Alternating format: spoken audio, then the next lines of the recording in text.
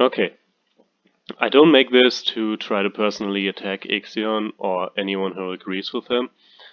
The reason I'm making this is because I think it's a very bad video that strawmans and lumps together huge parts of the community for the faults of a few and creates an us versus them narrative that's not wholly true, largely unsubstantiated or misrepresented, and in my opinion ends up further dividing the community.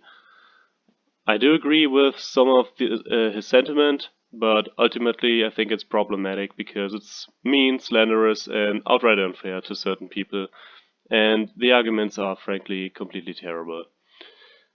I do agree with the overall sentiment that the community cares too much about the meta, has a lot of judgmental members, and that speedruns should not be the only standard to compare yourself to.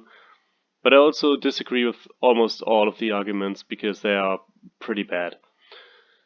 The purpose of this video is to address the points individually, point out the mistakes and fallacies, and call out the toxic rhetoric used to misrepresent groups of people for the sake of creating this us versus them narrative. Despite making such a harsh response, I do think there's some common ground to be found here, and hope that he will maybe see this and consider some of these points for his upcoming part 3 of his video series. You should watch his videos first because I will go down pretty hard on them, and it's better if you form your own opinion first. The links are in the description. And Iixxion, if you're watching this, please stick around until the end of part 2 because I have some well-meant advice for you. Please don't take this as a personal attack. I'm just trying to get you to consider different perspectives. I would also like to point out that while I have played Base Rise, Base World, and a little of their expansions, my expertise and bulk of my playtime of the series lie within the 3rd and 4th gen games, particularly Tri, Portable 3rd Gen, and GU. So, not all of my points may translate perfectly to every entry, or Sunbreak in particular, which seems to be the main focus of these videos. But I'm mainly gonna be using examples of GU, so if any of these do not apply in Rise or make mistakes, I apologize for that. So, without further ado, let's get into this first video.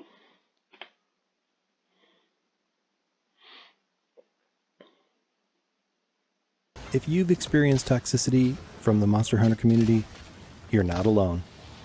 If you've spread toxicity in the Monster Hunter community, you also are not alone.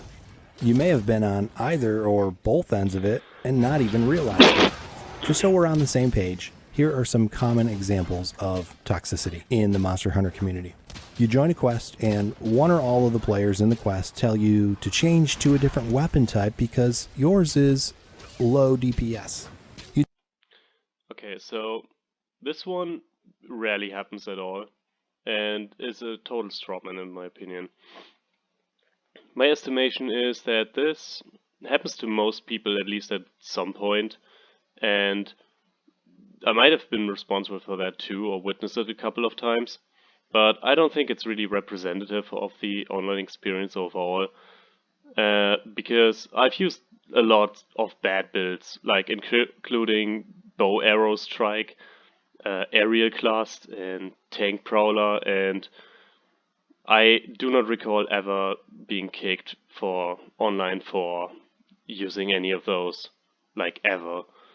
The only kicks I have received that I know were for my playstyle, where if I've disrupted people with class or pellet or shells, and the people didn't like them, or because like the hub I was joining was just full of particularly unpleasant people who kick people for arbitrary reasons that had very little to do with the meta. You join a hub and the players make fun of you because you're using too many comfort skills. Okay, so I have never seen this happen, and I don't think there's really a problem. So it's a very vague statement, right? Because Rise lets you have a ton of skills. So not having any damage skills is almost impossible at this point, even if you have a lot of them. So as an example, I have prepared a build in Generations Ultimate, and even in the older games you can do this.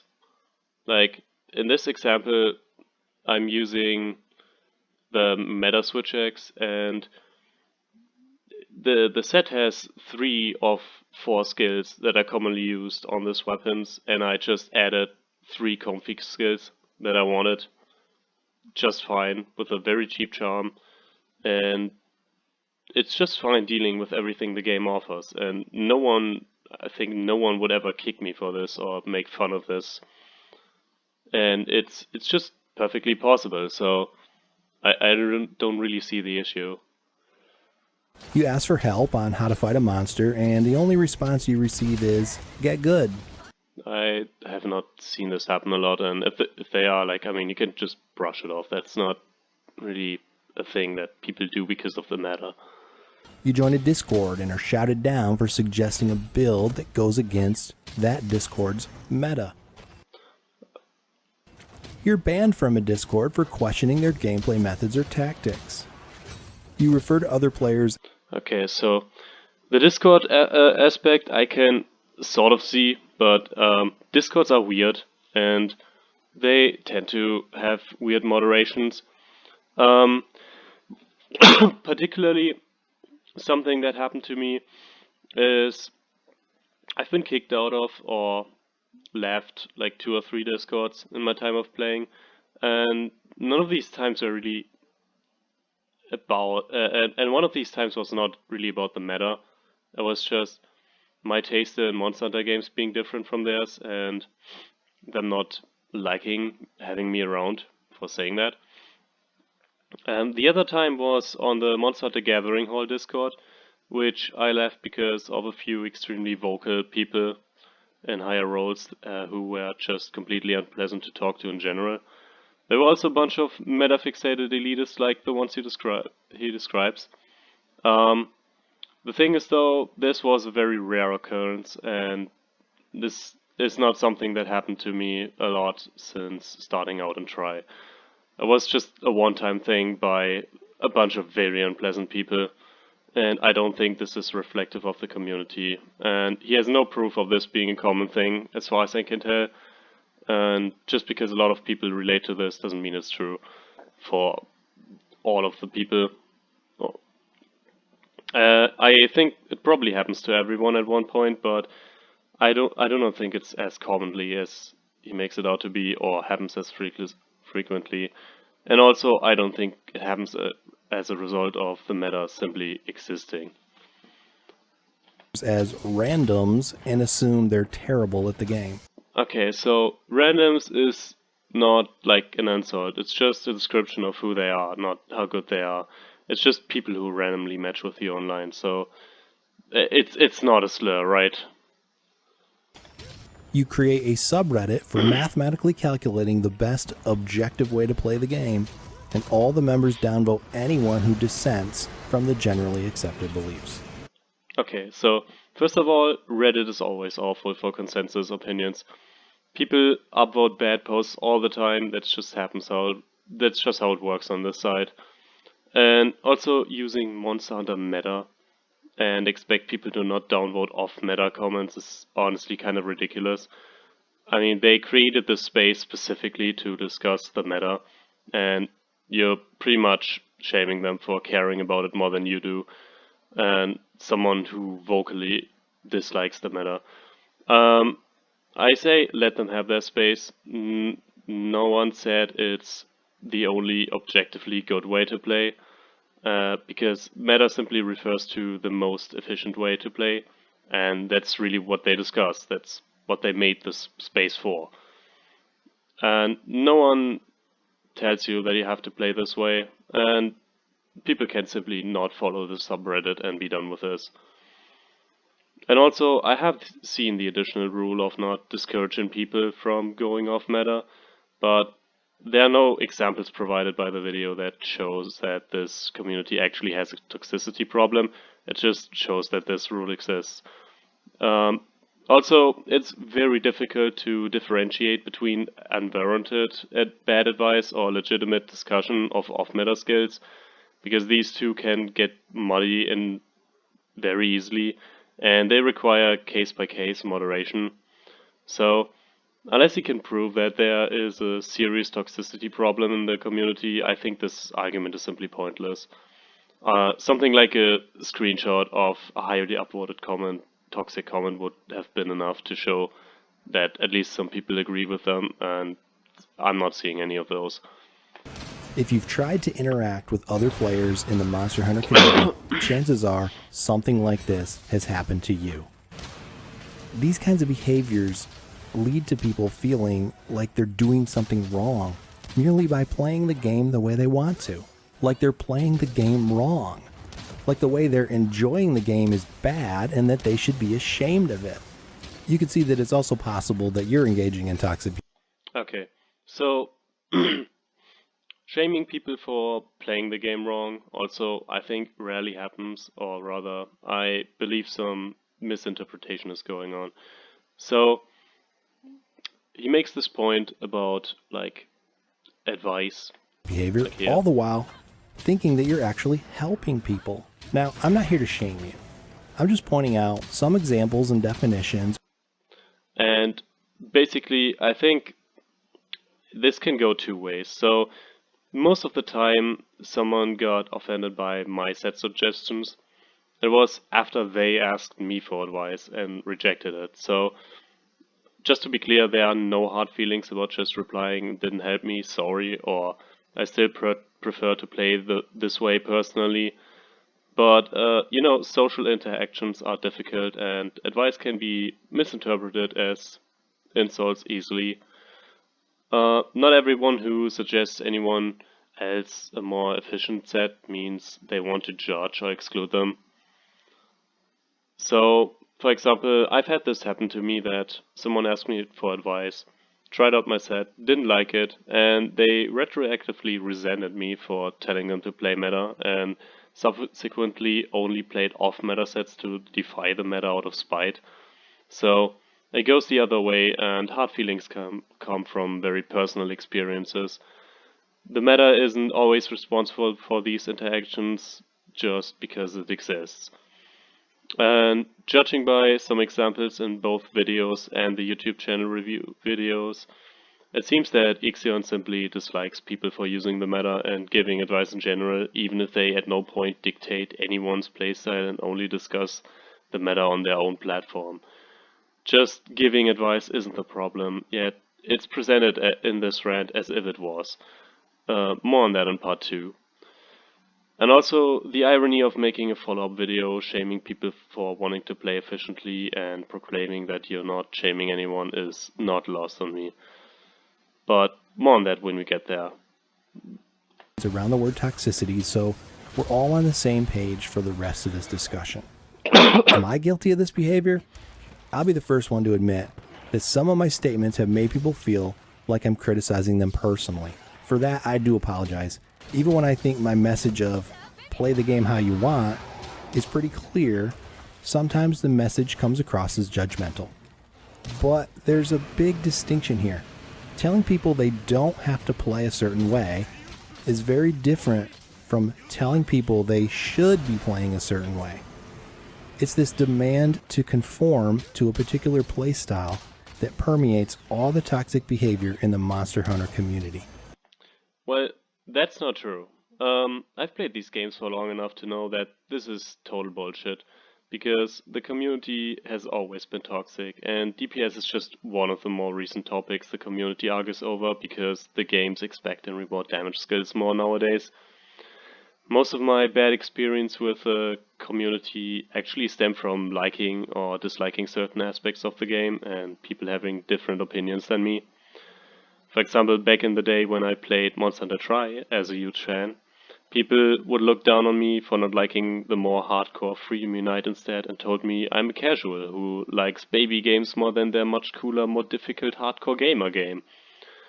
I'm also not a fan of 4 Ultimate and prefer the 3rd gen games over it for many reasons, and it's by far my most controversial opinion I've held in the community that has gotten me by far the most backlash out of everything I said in regards to Monster Hunter. Or say a more recent example, how about people getting at each other's throats over paid DLC layered armors? And yes, I have seen the video debunking this, but this didn't stop the main Monster Hunter subreddit and Monster Hunter Rage to argue about it for a month, so none of this has to do with damage. It's just people get heated over opposing opinions, be that about the meta or any other aspect of the game. This is not a unique problem and certainly not the only source of toxicity in the community. So this statement is just weird to me. So where does this pressure to conform come from? I know it's just what humans do in all walks of life, but there's more to it than that. In other aspects of society, fads come and go. In the Monster Hunter community, the toxicity has always been about conforming to a very specific type of play. You might have noticed a pattern in these examples of toxic behavior and in the ones you've experienced. Almost every time someone in the community makes you feel like shit, or when you inadvertently make someone else feel like shit, it has to do with the topic of how to do the most damage in the shortest possible time. Again, that's Your first not the reaction only might thing be, people argue well, about. isn't that the point of the game? To finish the quest quickly and progress through the game after all? There's a quest timer. Capcom didn't want you to go quickly. Why would they set a time limit? And if this... Well, that's kind of a loaded statement. I'm gonna address this more in the DPS argument in a bit, when he elaborates on it. Yeah. is your first thought, I'm going to point out to you that A, most people don't care about finishing the quest as fast as possible. B, Well, the first thing that is, again, a loaded statement. I mean, it's not like an on or off thing, but I will get to that in a bit. many people enjoy the game so much that they take their time on quests. Taking your time does not conflict with using meta sets. I will also get to that point, but basically you can use meta sets and also take long, so... C, most players don't spend hundreds of hours on the game and are happy just to successfully complete the quest at all. Okay, the claim that most don't spend hundreds of hours is probably wrong too, because even the most casual players likely take at least 50 hours to even get to the end of the game, and most don't quit immediately after beating the final hub boss, so as a lot of content is still well behind that point. How long to beat polled Monster Hunter Rise at 77 hours, so if you did just the main story in Master Rank Hub and farm some equipment, you'd be over the 100-hour mark pretty quickly. Steam achievements state that around 80% of the players who made it past the tutorial also beat Nawa in the base game, so I think it's fair to assume that most people who bought Sunbreak made it that far, so I think most people in fact do play over 100 hours. Oh, and being happy to complete the quest at all also doesn't conflict with playing a meta set, because damage is simply a tool that helps you achieve that goal. It doesn't exist purely for speedrunning. The point of any game is to enjoy it any way that you want, and there's no implicit or explicit mandate that you're supposed to be finishing quests in the quickest time that you can manage. So why is there so much pressure? Okay, so the implication that most people don't care about the quest timer is an extremely loaded statement, because it assumes that people who use meta sets care about the timer as much as a speedrunner does, or even at all. It also implies that people who don't must have no use for efficient sets, and that the lowest possible time is the only reason to build damage.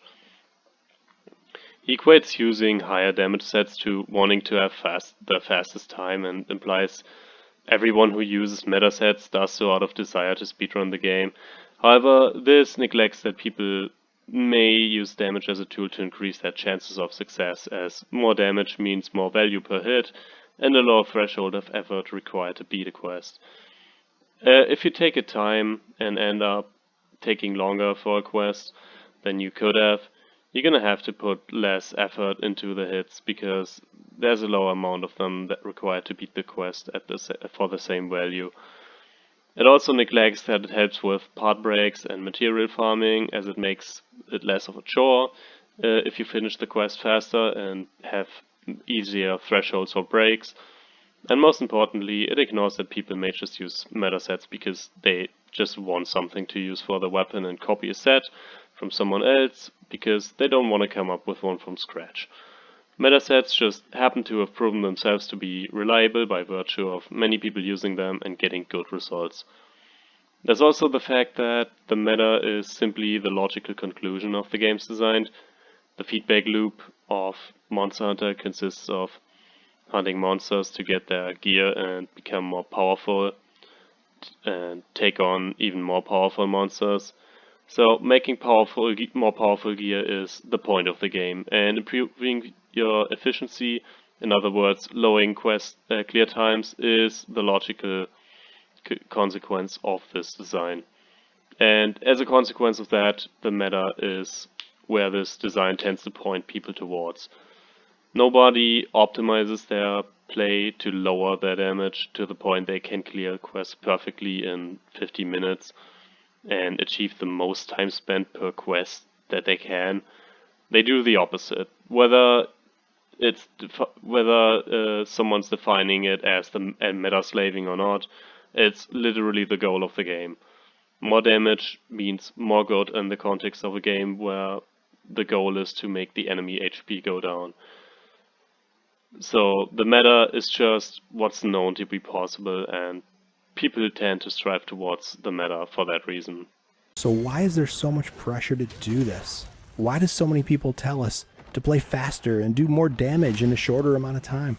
In order to answer that question, we have to understand where the idea comes from in the first place and then examine if and how this idea gets promoted to the community as a whole.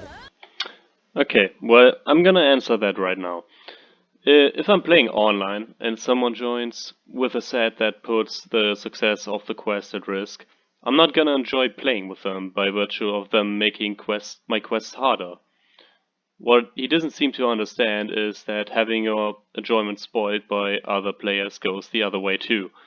I've had people join my quest and then do nothing but chill in the corner, drawing aggro and extending the time of a quest I'd rather not want to take very long, such as deviants that are already very tedious.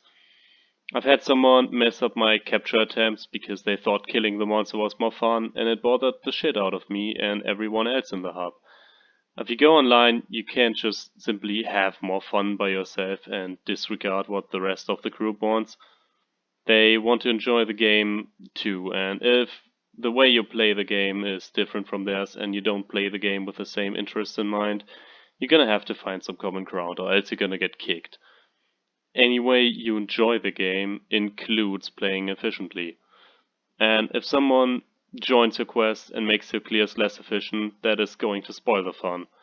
Not everyone wants to enjoys taking 20 plus minutes hunting one monster or taking 30% longer because someone likes to collect spirit birds and takes their time while the others fight the monsters and have to make up for the additional health the multiplayer scaling adds. Some people just want to start the quest, hunt the monster, and get out in a reasonable time to upgrade their gear more quickly. And if someone doesn't contribute to that, they're gonna get to hear it from them. It's a group effort, and you should actually contribute your part whenever you can. Um, as another example, I've also encountered a player who uppercutted 3 GS players away from the head and spammed a preset message saying, "Away from the head, I'm Hammer," and I'm sure they had a lot of fun, but the rest of us didn't. I also made like Charm Farm Braki, Heavy Bowgun only hubs, only for longsword players to join and refuse to cooperate, and it's always very tedious to deal with them. And if you think you're not like one of those and that you can still contribute while going off meta, you're probably right, but those were some pretty extreme examples. But you'd also be cherry picking, because I've seen people not even hit the monster before it died in Rise, or just join with a meme build and triple card. And these things do in fact happen to me a lot more frequently than someone bitching about off-meta sets and playstyles in my experience.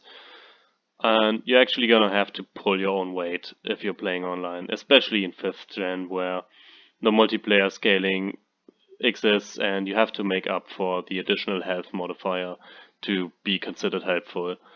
And any way you enjoy the game includes people who do not contribute and not just like the good ones who manage to pull their weight even with off meta sets.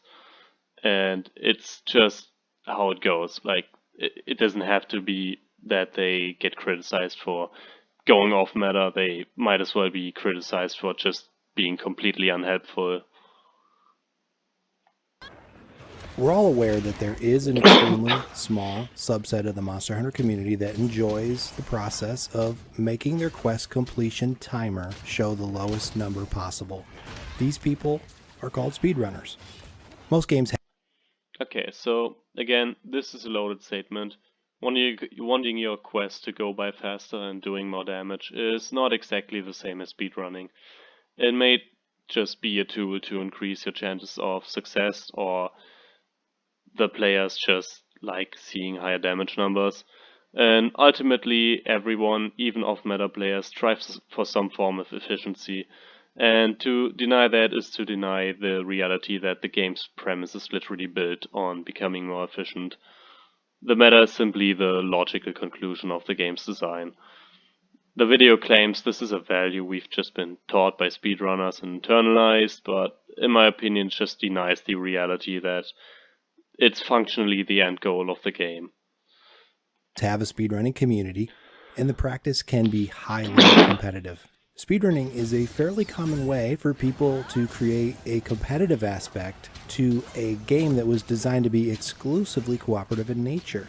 For Monster Hunter, the quest ends when the monster's health hits 0, or the monster's captured, which is also triggered at a health level threshold.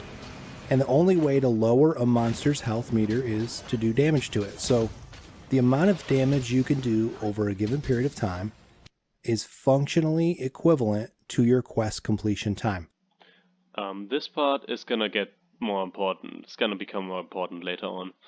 For a quest which has a monster with 10k health, saying you have an average DPS of 100 per second is mathematically equivalent to saying your quest time is 1 minute 40 seconds. So you can see that whenever you're talking about DPS, you're also talking about quest completion time, whether you realize it or not. When you focus on increasing your DPS to the exclusion of other aspects of the game, you're confirming that you value lower quest completion time above all else. And this value is the dearest held value of the Monster Hunter speedrunning community. Okay, so I like that there's something weird going on. First of all, the implication is that comfy skills or like other aspects of the game don't increase DPS. I think the argument reveals a little hypocrisy, in my opinion, because it implies off-meta sets don't attempt to achieve a better DPS over the course of a quest. Even if a skill like speed eating can lower your quest time and increase your DPS purely by lowering the downtime between hitting the monster. And this goes for every single set you make, unless your goal is to make a set with as many red skills as possible with the worst weapon you can find, specifically to decrease your damage. And even the most memey sets full of off-meta skills is better than just equipping nothing at all. So I don't see how this argument only applies to meta builds. Like I said, the end goal of the game, it's the goal of the game to improve your chances of success. And like he states in his video, success is defined by making the monster HP go down, aka damage. It is spread throughout the rest of the community and has permeated almost every discussion on every message board and chat server in existence. No matter what the topic, chances are someone will turn it into a discussion of DPS. And we just accept it. But why? Because consciously or not, we hold their accomplishments up as some type of ideal, as something that we can never achieve, but as a benchmark for what we can strive for, something against which we can measure our own performance. Even people who would never consider themselves a speedrunner still promote the idea that DPS is the single most important factor in the game. They may label it differently, like calling high DPS the meta, but it's still the same core value, faster quest times above all else. And we see this so often from so many different places that we internalize their dearest held value, unwittingly making it one of our own values. And in doing so, we lose sight of why it is we are playing this game. Okay, so to sum this up a bit, the idea of that dealing damage is not the most important aspect of the game is simply denying what the game's asking of you. Aside from gathering quests, the goal of the game is to make the monster HP disappear, and damage is the only tool to achieve this, as this video states. And so far, he has not provided a single counter-argument to this, and just proclaimed that this is somehow a bad thing, and that speedrunners and meta chasers are the only people who really think this is important.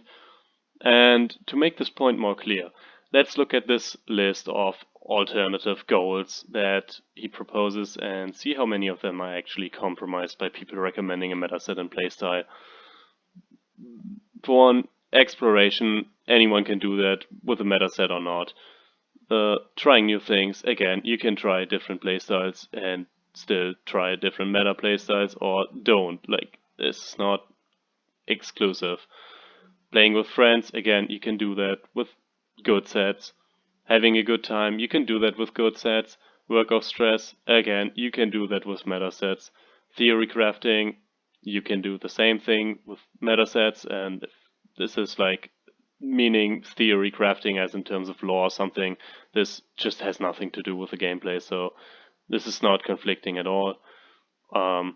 We lose sight of the things that really Improving gameplay, well, having a more efficient set improves your gameplay in some way.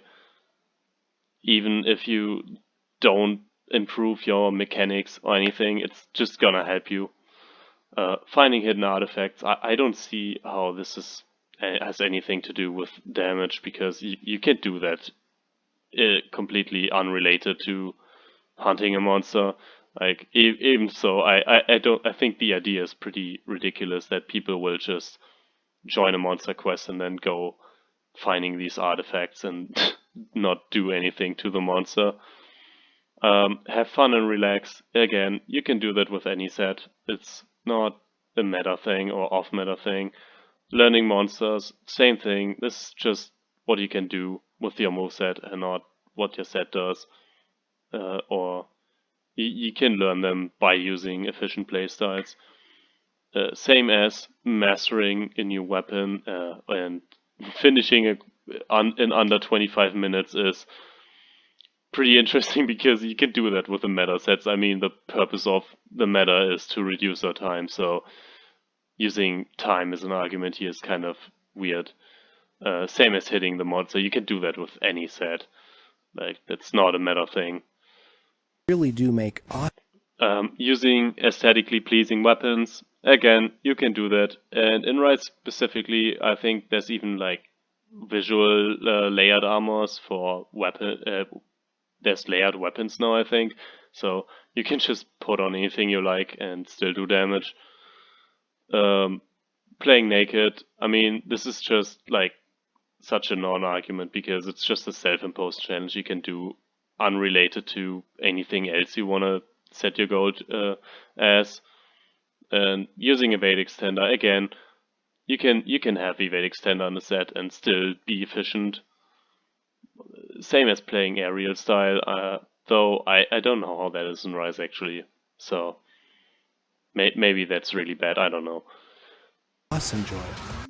Making silly builds, again, like, no one prevents you from doing that if you want to, and we're gonna get into this later, but like, some of the people he accuses of being meta chasers also do this. Exploring the map, that too has nothing to do with hunting the monster, so anything other than hunting the monster is just up to you to do, unrelated to damage discussions. And if you do that while people are hunting the monster, then refer to my earlier point about like not contributing and just being a leeching asshole. And breaking the parts, again, you can do that with damage, and damage actually helps you with that, so I don't see how that is contradictory at all. And the process by which this happens is not a simple one. Maybe you do value lower quest time above others. Maybe it's not the most important thing, but you definitely feel like you could improve it. After all, you might have a limited amount of time in your day to enjoy the game. You got a job, you got kids to feed, diapers to change. Faster quests would give you access to more of the game. Maybe higher DPS would actually allow you to achieve some of your other goals. And that's a reasonable argument, but DPS above all other aspects of the game? What are we sacrificing when we focus so heavily on DPS? How are these DPS communities really Okay, I like that he's provided a very reasonable argument for why someone would want a quest to be cleared efficiently and faster, and then just proposes that this happens at a cost with zero evidence that this would even happen at all. Like, this is somehow affecting like their enjoyment of the game without them knowing. And he's just not made any point whatsoever about this. He's just like proclaiming this to be a thing, that this somehow hurts people's enjoyment. And this is just really ridiculous. And yeah. affecting the rest of us? How are their ideas spreading to the entire community? And are they really helping us to achieve our own personal goals? Those are the questions I'll be exploring in the next video. In the meantime, I'd love to hear your thoughts. Where do you think the toxicity of Monster Hunter comes from? Is it always related to questions of DPS? What are your core values for playing this game, and how has the community's focus on DPS affected you and how you play Monster Hunter? Okay, so to close off this part one, I'd like to sum this up a bit. There's one major issue with the video I've been hinting at, and need to formulate my own thesis before going into the next video to make myself clear. My problem with both of these videos is that he just proclaims that there's some nebulous vocal minority who dictates what everyone should do, and then equivocates dealing damage, meta sets, and speedrunners with those toxic people who are responsible for every unpleasant experience you've ever had in your life, and creates an us versus them narrative where us are the real game enjoyers who just want to have fun, and them are the evil doodoo heads who are just mean to everyone because they use meta sets. And if this sounds like an exaggeration, I'll gladly elaborate in part 2, because I think that is where really the bulk of my complaints with these videos come from, and it's about to get a lot worse. So, until then,